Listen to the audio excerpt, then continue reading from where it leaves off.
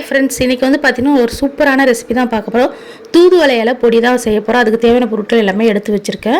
First நம்ம வந்து பார்த்திங்கன்னா ஒரு கடாயை ஹீட் பண்ணிவிட்டு நம்ம ஒன் பை ஒன்னாக எல்லாத்தையும் வறுத்து எடுத்துக்கலாம். ஆனால் தூதுவளை இலையை மட்டும் பார்த்திங்கன்னா நான் நிழலே காய வச்சு எடுத்து வச்சுருக்கேன்.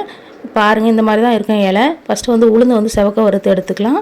அதுக்கப்புறம் கடலைப்பருப்பும் அதையும் செவக்க வறுத்து எடுத்துக்கலாம். பைத்தம்பருப்பும் இது கொஞ்சம் செவக்க வறுத்து எடுத்துக்கலாம்.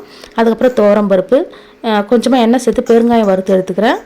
அதுக்கப்புறம் அதே எண்ணெயில் வந்து பார்த்திங்கன்னா கருவேப்பிலை கொஞ்சம் சேர்த்துக்குங்க. கொஞ்சம் அப்போ தான் கொஞ்சம் டேஸ்ட்டும் மனமும் சூப்பராக இருக்கும். கொஞ்சமாக புளி சேர்த்துக்கிறேன்.